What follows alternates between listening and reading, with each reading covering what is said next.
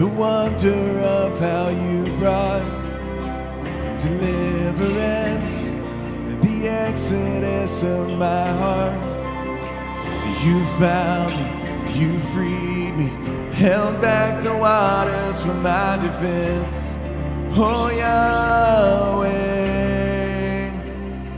you're the God who fights for me, Lord of every victory. Hallelujah, hallelujah. You have torn apart the sea, you have led me through the deep. Hallelujah, hallelujah.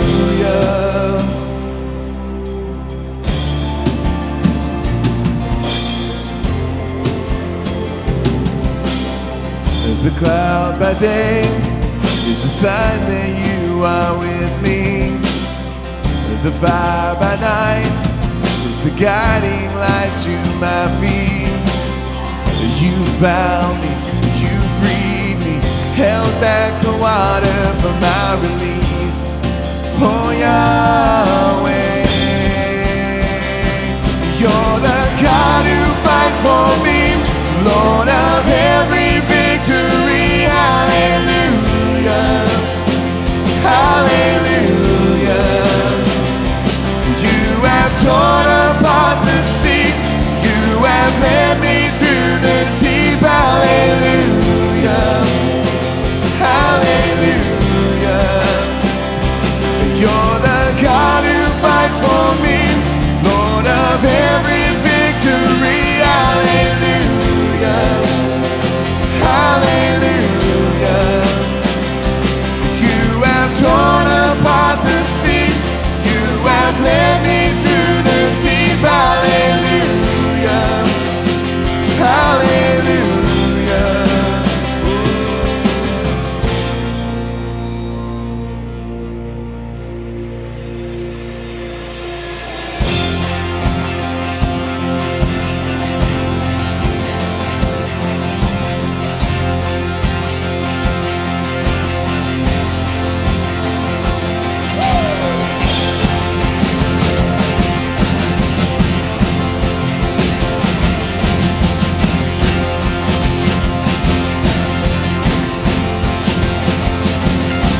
Stepped into my Egypt, you took me by the hand, you marched me out in freedom into the promised land. And now I will not forget you, and I'll sing of all you've done. Death is swallowed up forever by the fury of your love. You stepped into my Egypt, you took me by the hand, you marched me out in freedom into the promised land. Now I will not forget you, and I'll sing of all you've done. Death is swallowed up forever by the fury of your love. You're the God who fights for me, Lord of every victory. Hallelujah, hallelujah. Sing it out. You have torn apart the sea, you have led me through the deep. Hallelujah, hallelujah. You're the God who fights for me, Lord of every victory. Hallelujah, and hallelujah. You have torn apart the sea, you have led me through the deep. Hallelujah, hallelujah. Amen. We are so excited you guys are here. Welcome to Fall City Christian Church. We hope you guys are enjoying your live stream this morning. We're going to enter into a time where we just sing some songs and take communion together. And please remember to share and like this on social media so that we can spread the word. Thank you guys so much for taking time out to just join us. We're going to sing another song called Reckless Love.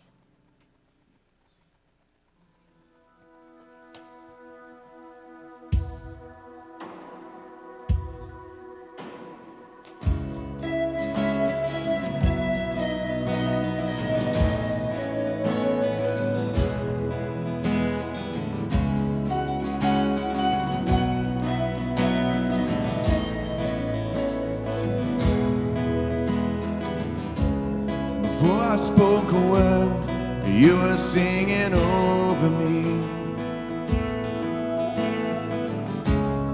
You have been so, so good to me. Before I took a breath, you breathed your life in me. You have been so, so kind to me. And oh, the overwhelming, never-ending, reckless love of God. Oh, it chases me down, fights till I found leaves the 99. I couldn't earn it, and I don't deserve it. Oh, you give yourself away. And oh, the overwhelming, never-ending, reckless love of God. Yeah.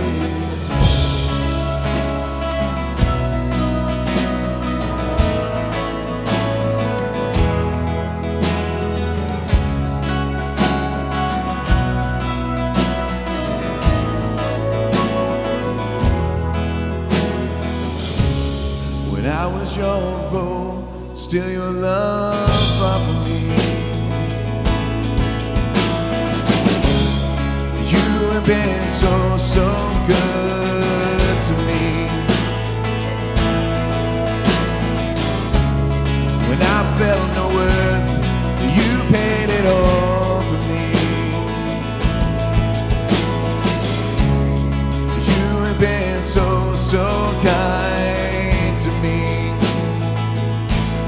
And oh, the overwhelming, never-ending, reckless love of God.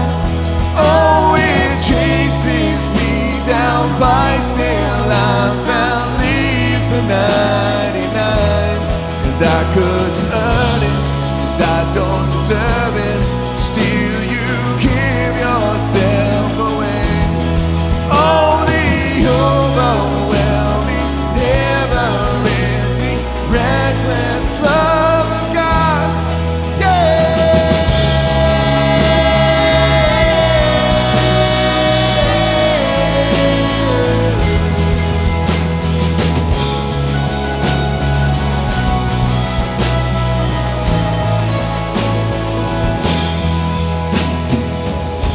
No shadow you won't light up, mountain you won't climb up, coming after me. There's no wall you won't kick down, lie you won't tear down, coming after me. There's no shadow you won't light up, mountain you won't climb up, coming after me. There's no wall you won't kick down, lie you won't tear down, coming after me. There's no shadow you won't light up, mountain you won't climb up, coming after me. There's no wall you won't kick down, lie you won't tear down, coming after me. There's no shadow you won't light up, mountain you won't climb up, coming after me.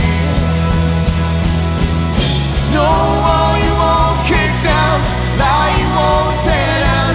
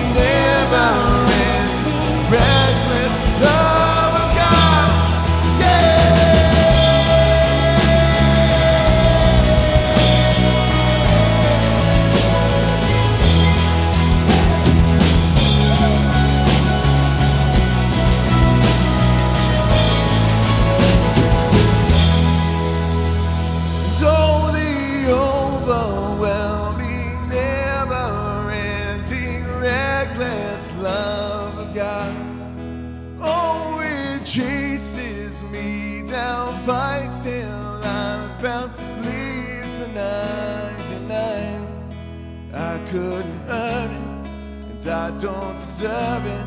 Still you give yourself away. And oh, the overwhelming, never-ending, reckless love of God.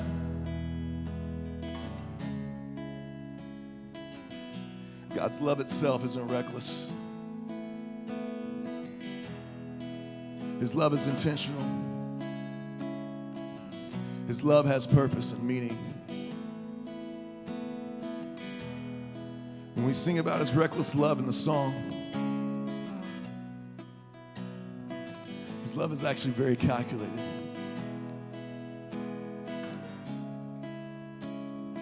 And his love is unconditional.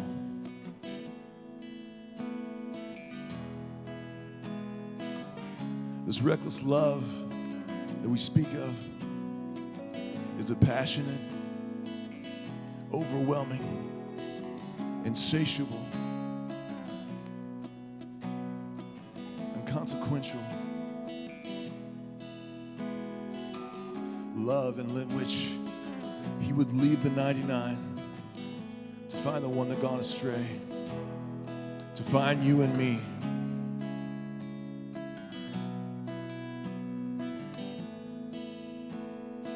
And that he would sacrifice his only son, who would bear the cross and our burdens upon the tree.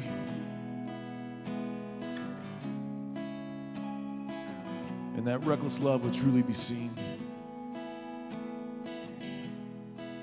We're going to have a time where you can surrender, when you can lay it down at his feet and take communion with your families at home. But know that we're all communing together as one in his spirit. So as we sing, let's eat the bread that represents his body that was broken and drink the cup that represents his blood that was poured out. Because this communion represents our salvation.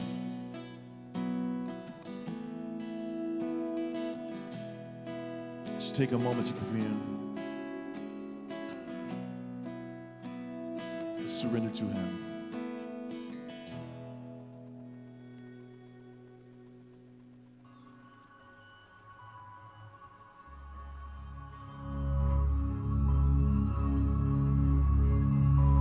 And here I am, down on my knees again, surrendering all, surrendering all.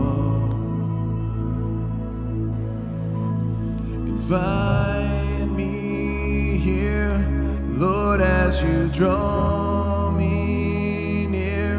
Speak to me now. I'm desperate for you, and I surrender.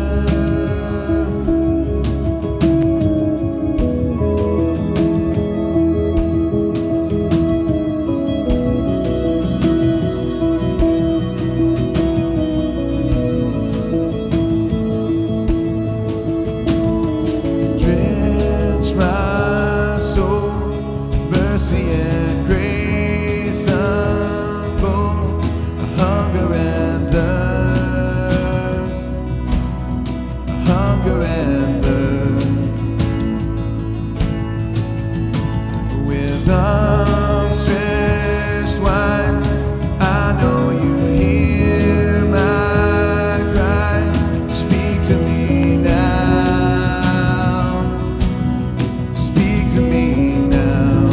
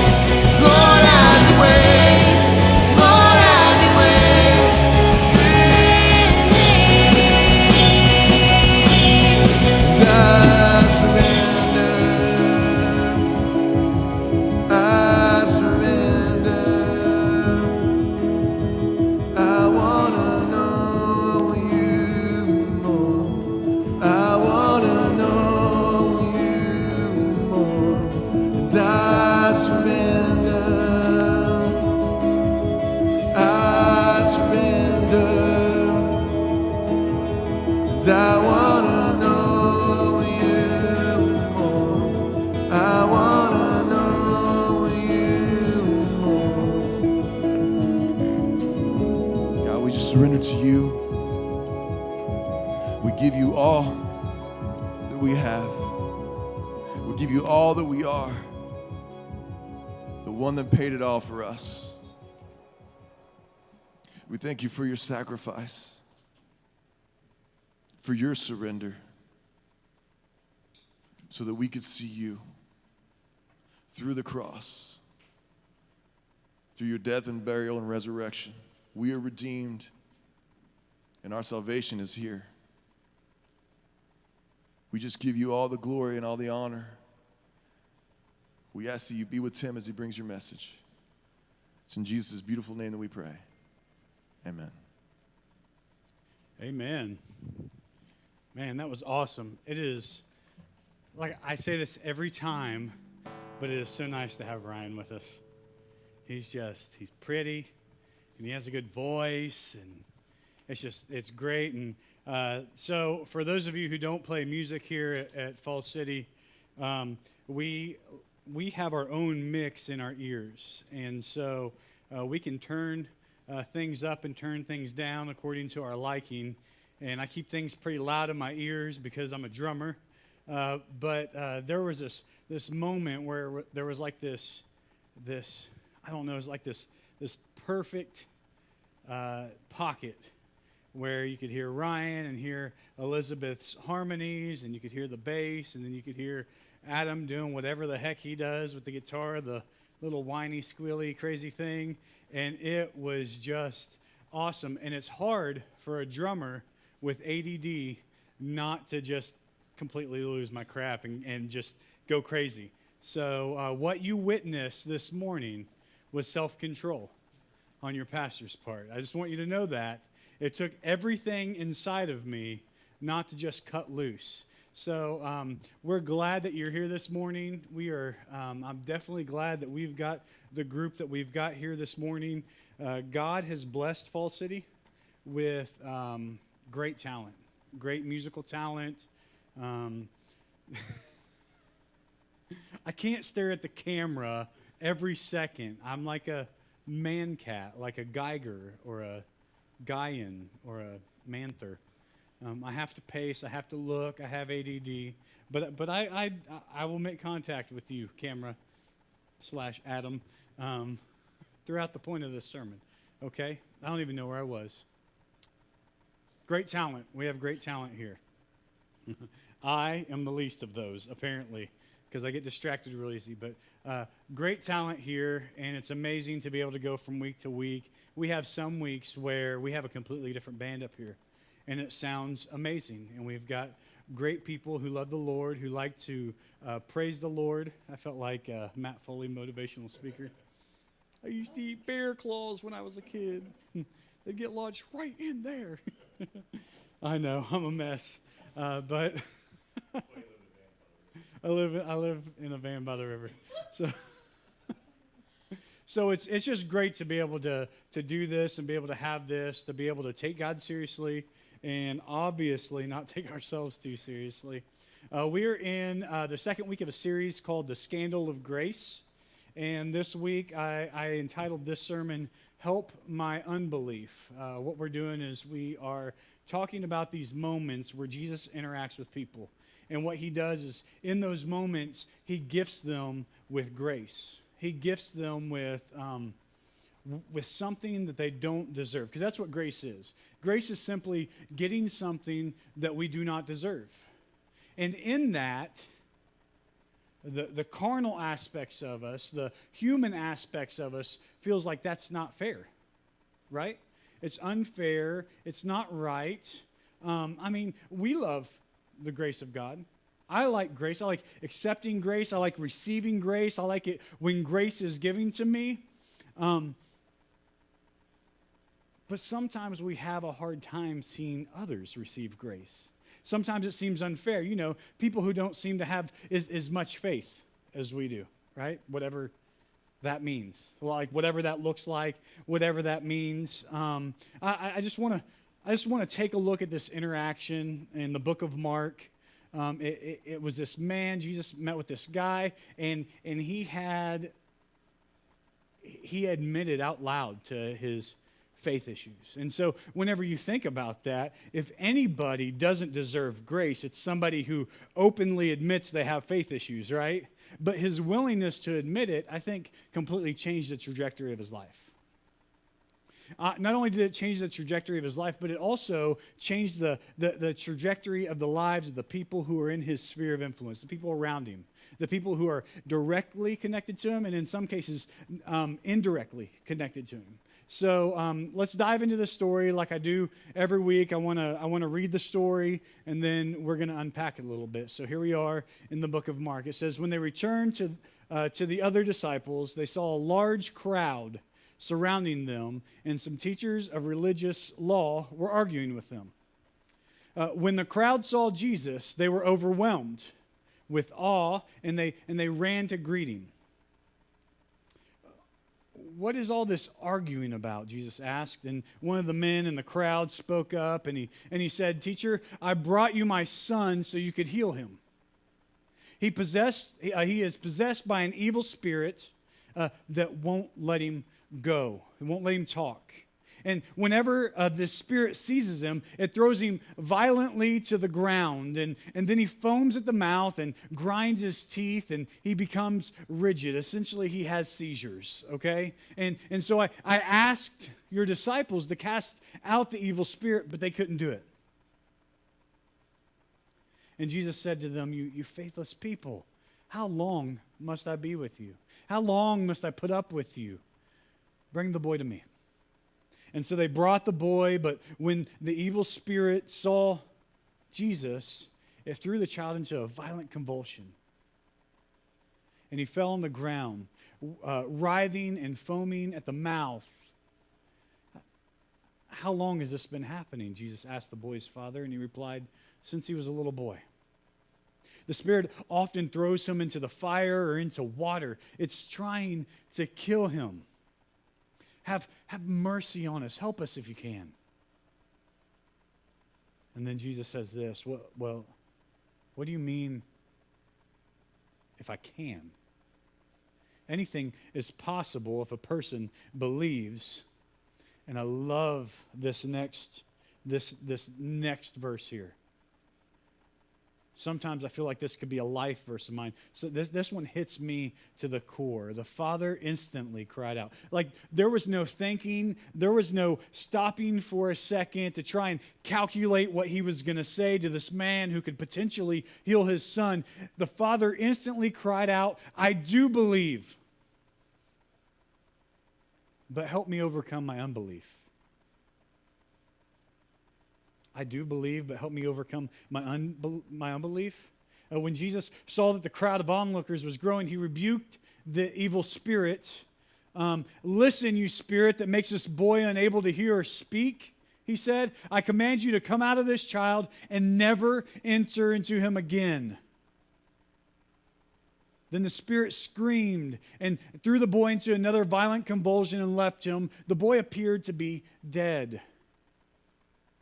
A murmur ran through the crowd as people said, "He's dead." But Jesus took him by the hand, helped him to his feet, and he stood up. Now, this story on the surface, honestly, it just feels like another one of Jesus' miracles, right? This situation isn't a surprise to Jesus. This situation didn't sneak up on Jesus. He wasn't like, "Oh, I didn't even see that one coming," right? It just seems like another miracle. The guy has a problem, and he brings the problem to Jesus, and Jesus fixes it. But I want to slow down for a second. I want to dive a little deeper into this account, because I think especially now, in the situation we're in with the COVID-19, the corona stuff, and the fear, and the media, and the economy, and all that kind of stuff looming over us, I believe that there are a lot of relatable moments here. Especially for me, you see, because I'm a dad. I have 2 sons. I can kind of visualize what it would be like to be in this situation. And one thing that I see out of this account is an epic battle, which leads me to my first point, this epic battle between survival in life. Survival in life, there's a huge difference between just surviving and actually living your life to the fullest. It's a huge difference. How many of you guys have been or feel like you're caught in the kind of the survival trap? Right? You're caught in this trap. Financially, you're just trying to survive. You're just trying to make ends meet. You're just trying to make things happen so you can make it to another week or another month. And a lot of times you have more month at the end of the month than you have money at the end of the month, right? Or what about your schedule, your calendar, your time? Now, I know that's not as big of a deal right now because everybody's in their freaking house, but I always find a way to make a problem out of a situation where there shouldn't be a problem. So my time issues have to do with how often I nap now. So I am just kind of surviving on little spurts of sleep over a 24-hour period. Little spurts, I mean 10 hours here, 2 hours there, no big deal. Or what about relationally? How many of you guys are just trying to survive relationally, especially during the quarantine? How many of you guys have threatened murder or attempted murder even on the people in your house during quarantine? I know there's been some threats thrown around the Chandler house, and I'm just going to let you know there is one woman in our house, and that one woman in our house is going to be the one left standing in the Chandler house. But relationally, a lot of people, they're just trying to survive. Like there's no room, there's no margin, there's no time for thrival. It's all just survival. Or what about spiritually? Spiritually, there are a lot of people that are just trying to survive. They are going about their business, and they've got these little nuggets, these little moments with God, but it never seems to add up. And so all of a sudden, here we are with all these components of our lives, and they are laced in survival. We're just keeping our nose above the waterline so we can breathe a little bit. And so what happens is you give up on your dreams and your goals, and you give up on these opportunities that you would have taken before you were in survival mode just so you can keep it on the rails. And it causes us just to make a living, but to never make a life. We just simply make a living. And we never have a life. And that's the situation that this guy's in. Right? It's a terrible situation. His son is very, very sick, and it takes constant attention, and there's no relief from it whatsoever. It is always looming over him. Jesus says, "How long has this been happening?" And he replied, since he was a little boy. He said, the Spirit often throws him into fire or into water. It's literally trying to kill his son. Can you imagine? Can you imagine living your entire life as a father simply trying to keep this from killing your child? Have mercy on us and help us if you can, he says. I mean, essentially, what he has been doing is just surviving. He's just been protecting his son. This has been happening since he was a little boy. This situation, this disease, this issue, this sickness, this possession, this problem, whatever you want to call it, it has taken away so much from this man, so much from this boy, so much from their family. Let me tell you something. That hits me pretty hard. I have two amazing sons, two awesome sons. I was just bragging on one of them because he's learned how to play the drums. He's got the best teacher in the world, but he's learned how to play the drums. But my boys, we've kind of cultivated this environment in our home where our boys are able to dream. And my boys have some pretty big dreams. Coop's been everywhere from wanting to be a rock star to a zoologist to a Disney Imagineer. Hudson's holding tight on the Imagineer. So either way, I'm going to get to spend some time at Disney. That's all that matters. I'll live vicariously through my kids. I don't care. But the thing about it is I want to do as much as I can to help them accomplish those dreams. And so what do? I try and put them in positions where they can stretch themselves and become better versions of themselves. I love on them. I wrestle with them. I sometimes give them a little more leash to be able to push the envelope to see what they can get away with so that they can learn on their own who they are becoming. Sometimes I crack the whip. Sometimes I threaten lives. Sometimes I just go crazy. I actually don't go crazy, not too bad. But I get hurt at the end of the day more than anybody else in our house. But what I do is I try and position them so they can accomplish those dreams. And one thing that has not been in the forefront of cultivating this environment is just trying to keep them alive. I mean, we're blessed, we're lucky, we are comfortable, we have food. We're not fighting anything that is an immediate threat to their life or livelihood. A lot of people have to deal with that. We don't. I mean, they're both pretty healthy. They don't have any health issues, and so they get to focus on their dreams, not just on trying to stay alive. I mean, the only immediate threat to my boys' lives are if they backtalk their mama. That's like the immediate threat. They may die. We all may die if they backtalk their mama. And so this guy here, he has disaster looming over him at all times. And so now, how tough would it be to actually live and enjoy your life if that was your focal point? If your focal point wasn't about setting your kids up so they can chase their dreams, but simply setting them down so that you can watch them so that they don't die.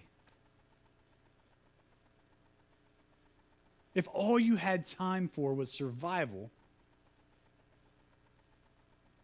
would you be able to live your life? And this guy, he is in a legitimate place of survival. Jesus came so that we could have life, though. He didn't say, the thief comes to steal, kill, and destroy. I came so that you can survive, so you can crutch through life until you kick the bucket and get to heaven, and then you get to do cool stuff. No, he says, I came so you could have life and life abundantly. And if we don't have life and are unable to live life, then we're just simply learning how to die, right? I mean, if we're not living life, we're just learning how to die. We're not living. And so this man is stuck in his survival trap, so he's just trying to keep his son alive, but there was something inside of him that knew that his son needed something more than just survival, that he needed more than just survival. What he needed was life, right? I love the way John 1:4 puts it. It says, the Word gave life to everything that was created. The Word, Jesus gave life. He didn't give survival. He gave life to everything that was created. And his life brought light to everyone. I'm sure he heard of Jesus and his miracles. And so this was his chance at life. And so here he is in this crowd, and he's trying to get the disciples, and which some of them just came down off the Mount of Transfiguration. So they saw some really cool stuff. So they were kind of on this spiritual high. So if there was any time for the guys in the inner circle to be able to cast these demons out, it would be now. But for some reason, they couldn't. And so this man is more and more desperate. Jesus shows up, which he often does in our desperation. He shows up in our desperation, right? Jesus is familiar with our desperation. It's kind of been a part of our DNA since Adam and Eve screwed everything up in the Garden of Eden, right? We've been desperate because we've had this weight of sin and death on our shoulders that we could not bear ourselves. As a matter of fact, our desperation is the very reason that Jesus came to the earth. right? A result of our desperation. That's why he came. Sin had a grip on us. Most people have no clue how powerful sin is. They don't quite realize the trail of dysfunction and chaos that sin leaves. They don't understand that the problem itself sometimes isn't even the biggest problem in relation to the problem. Right? A lot of times it's the byproduct of the sin that creates the biggest issues. A lot of times it's the fallout. And so what's happening here? I don't believe that what's happening with this man and his son was sin, but it was obviously Satan. And he's not stupid. Now, he may be a coward compared to Jesus, but Satan is very good at what he does.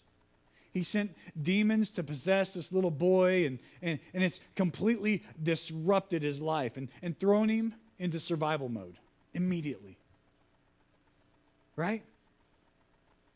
Except it's even worse because it's so debilitating that he can't even survive on his own. So it has also taken those closest to him captive. It's not just this boy that's at risk, but it is also taking captive the entire life of the people who love him and care for him. Once again, I'm going to say this. Jesus said, "How long has this been happening?" And Jesus asked the boy's father, and he replied, "Since he was a little boy." The Spirit often, it throws him into the fire or into the water. It tries to kill him. Have mercy on us if you can help us. Right? Imagine that. Imagine your child having a condition where these demons are trying to throw him into the fire, trying to burn him to death, trying to drown him. This guy has probably tried everything. This dad is desperate. And Jesus, he understands. He meets us in our desperation. He doesn't stand back and watch us waller in our desperation. When we bring it to him, he meets us there, and he's ready. He understands. He sees the heart of this man. And this guy's probably tried everything. We know that he went to the disciples. We know that they couldn't fix it. We can imagine that dad can't do anything without fear of something happening to his son. We can imagine that if dad is even able to go to work, the weight of the situation is on his shoulders as he's trying to work and support his family. Right? We can imagine if he's trying to do anything at all, the weight of this is on his shoulders. This isn't something that you get to step away from, that you get to leave where it's at. This is always with you, and that's why I love this next passage. It says, "Then Jesus said, 'Come to me, all who are weary and carry heavy burdens, and I will give you rest. Take my yoke upon you. Let me teach you, because I am humble and of gentle heart. And you will find rest for your souls. For my yoke is easy to bear, and the burden that I give is life.'" I love that verse. Jesus says, "Bring it. Bring it to me." I know that life is hard. I know that you have weight on your shoulders. I know that you're not able to move with the freedom and liberty that you're supposed to be moving. I know, I understand. He gets it. He recognizes the fact that burdens demand our attention. And so he says, "Bring it to me, and I'll give you rest." He says, how about a little margin? How about a little opportunity to dream? How about a little room to breathe, an opportunity to live and not just survive? Because if that's the case, then you're just learning how to die. But most times, this moment only comes about through our desperation, right? And we've got to come to terms with the fact that we can't fix it. That until we have somebody who can bear the weight of these burdens to unload that on, that we just got to carry it. And we don't want to do that. We're not made to do that. We're not created to do that. We're not supposed to do that. And the problem is we have a lot of people in this world who think they can do it all themselves. They think that they can figure it out. They think that their intelligence can get them there. They think that their GPA can get them there. They think that their position in their company can get them there. They think that their talent can get them there. There's a lot of things. They think that they can figure it out. These guys are know-it-alls. And know-it-alls, well, they rarely see grace. Know-it-alls rarely get to see grace. Now, before you take this wrong, I never said that know-it-alls never experience grace. I never said that know-it-alls are never offered grace. I just said that they rarely get to see it because they're too busy trying to figure it out. They're too busy trying to crack the code, and especially for others, right? I mean, I said this before. I bet this dad has tried everything to fix this for his son. I mean, think about that. He probably used all of his vacation time to take him to the doctor, to try and find a doctor that could fix this. He probably used all of his expendable income trying to find a cure for this problem. I've done this with things in my life before. I've tried everything before giving it to God, you know? I was one of those people in a lot of aspects of my life. I say things like, well, I guess all we can do now is pray. Which is typically because we've tried everything else and are to the point that we realize that we aren't enough. And we aren't. And that's okay. We're not enough. And that's okay. Right? I mean, you're not big enough. You're not powerful enough. You're not God enough to fix all these problems. So why not lead with the prayer? Why not take it to God first and let Him do what you can't? I mean, I know that even when I don't take it to Him first, that there's typically pride involved, right? And a lot of times it's a situation where I'm trying to size up my self-worth, where I'm trying to prove that I am worth more than probably what people think that I am. But every time it seems to bring me to this place of desperation. And I've got to kill my pride in order to see the miracle of grace. And so I've got to be willing, even as a pastor, to say, help my unbelief. I mean, Jesus said this to him. He says, what do you mean if I can?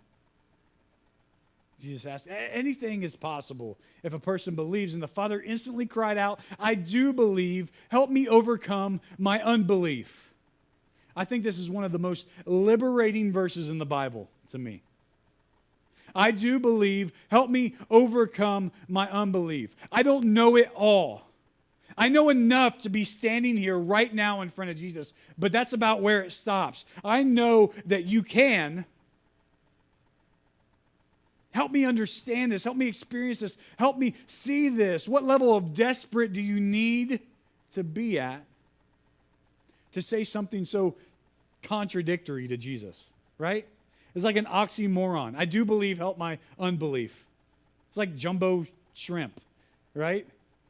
Or government worker. I know, that's funny. My wife works for the government, so that's why I got to say that. Or political intelligence. I don't know. But what level of desperate do you have to be to say a phrase like this to Jesus? I do believe. Okay, that's good enough. But help my unbelief. That's contradictory. I'd be willing to say the level of desperation that you need to be at is at your wit's end. And I believe that this guy was probably at his wit's end, knowing that there's nothing else that he can do but give the burden to the one who says, bring it to me. I will take this burden. I will give you rest. So as I wrap up, I want us to think about something here. I want us to think about this moment of desperation that brings this man to stand face to face with Jesus. This moment gave this man his son, his family, and everyone who's been involved of victory over survival and an opportunity at life, right? Here are probably some of the things that changed in this man's life. Where a dad once cradled his son in fear after a seizure. Now he gets to hold his son the way that he's always wanted to hold him. With pure love and joy and attention on the son, not distracted by the fear and the potential death looming over it. Where dad once worried about the future because the seizure would throw his son into the fire or throw his son into the water, now he gets to sit around a fire and talk about the future with his son. Like that gives me goosebumps. That's an amazing moment where future was just stay alive. Now all of a sudden they get to sit around the same thing that was an imminent threat to them, and they get to talk about the future of the son. Where dad once worried about how to heal the burns, how to heal his son, how to heal the situation. Now he just gets to know his son. Now he's not trying to figure out how to fix the problem. Now he can just figure out how to be a dad to a son. Where dad sutured and salved his son when he's burned in the fire. Now he sees these scars that remind him of the power of Jesus. Where dad constantly patrolled for danger. Now he simply looks at a miracle of grace in his son's eyes. Wow, what a way to be able to take your attention and pull it off of survival and onto life and into these moments, into these things that are rich and real and deep, that aren't threatening. I feel that this story is a beautiful message of an opportunity to live. Not just survive, not an opportunity to learn how to die, but an opportunity to live life. But you've got to choose life over survival. You've got to look at those moments and you've got to say, either I'm going to make a life or I'm going to make a living. And making a living is simply just learning how to die. And you have to be willing to recognize and admit and step into and present your desperation to Jesus.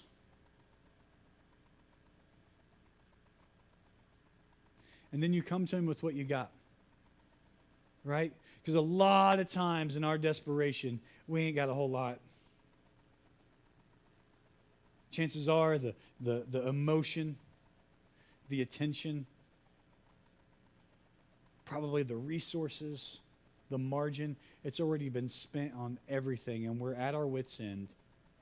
And Jesus says, come to me with what you got. Bring it. Bring it. I will take it off your shoulders. I will give you rest. You see this dad who was desperate for his son to have a life, came to Jesus with what he had. What he had wasn't even a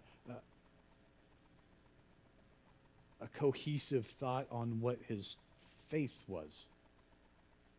He says, I believe. But help my unbelief. And Jesus isn't surprised or offended by that. As a matter of fact, he looks at that as an opportunity to strengthen their faith. And that's what he did with this man. That's what he did with this boy. And imagine what it did for the rest of the family. And now all of a sudden sitting around the table at holidays, what do you think the big topic of conversation is? that time that Jesus healed my son, even though I wasn't sure what to think, and changed his life. And the fact that now he's out running around the backyard with the cousins playing hide and seek.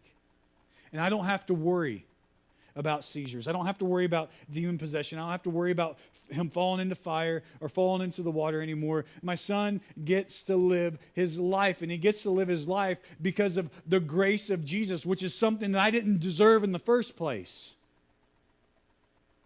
And even though I didn't deserve it in the first place, I solidified that by saying it's something as stupid as I believe, but help my unbelief. And Jesus took it. It's no different for us. As the band comes, it's no different for us. We're in these moments of desperation. We're in these moments where, in a lot of ways, we aren't even sure what to believe.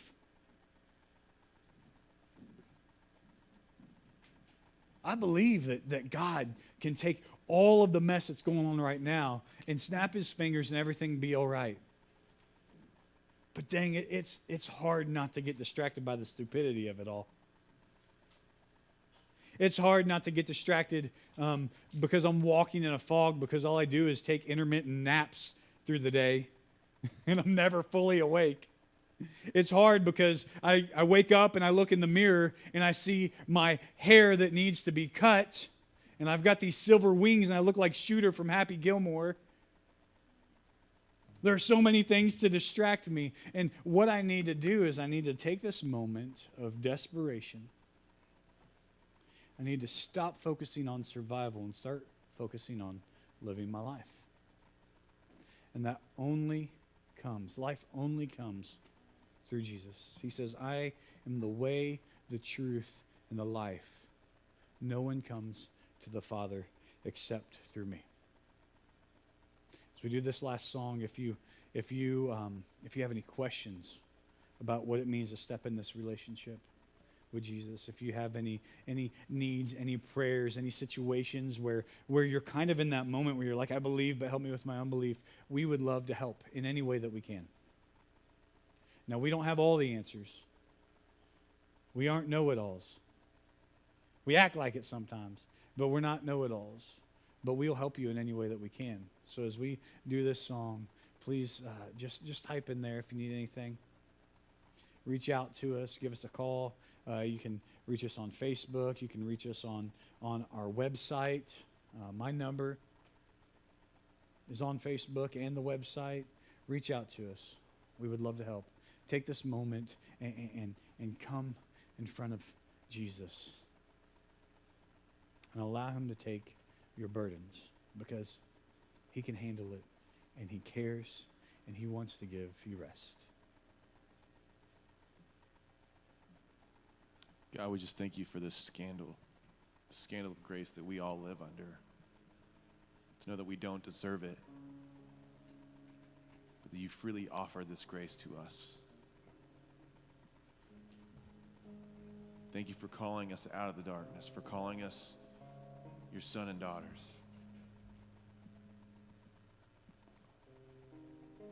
Thank you for always being there with us,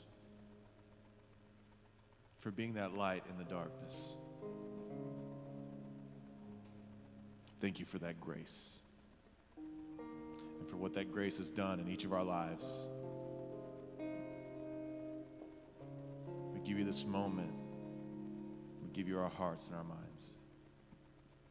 It's in your son's name, Jesus, I pray. Amen.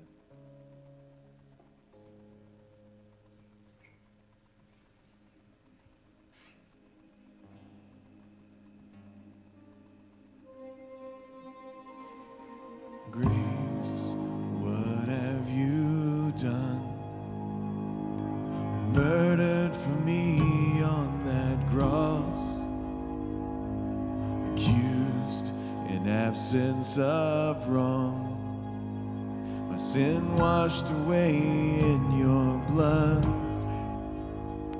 Too much to make sense of it all.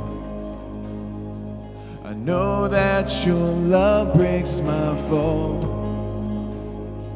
The scandal of grace, you died in my place, so my soul will live. Oh, to be like you, I give all I have just to know you. Jesus, there's no one beside you. Forever the hope in my heart.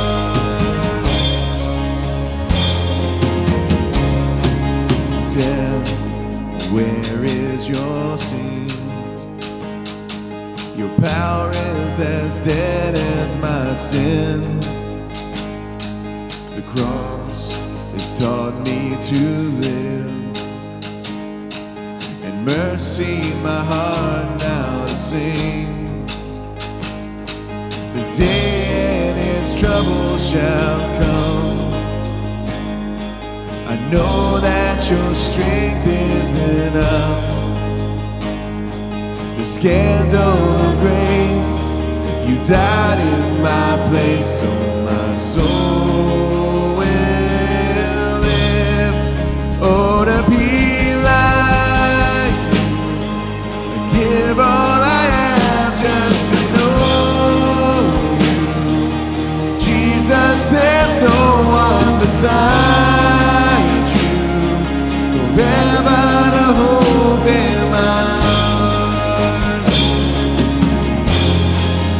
Oh, to be like you, I give all I have just to know you. Jesus, there's no one beside you. Forever the hope in my heart.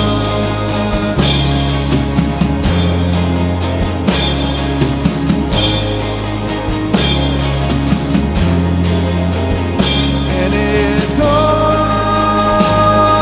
because of you, Jesus. It's all because of you, Jesus. It's all because of your love that my soul will live.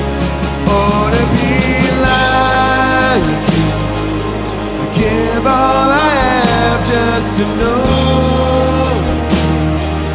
Jesus, there's no one beside you. Forever the hope in my heart. Oh, to be like you, give all I have just to know you. Jesus, there's no one beside you. Forever the hope in my heart.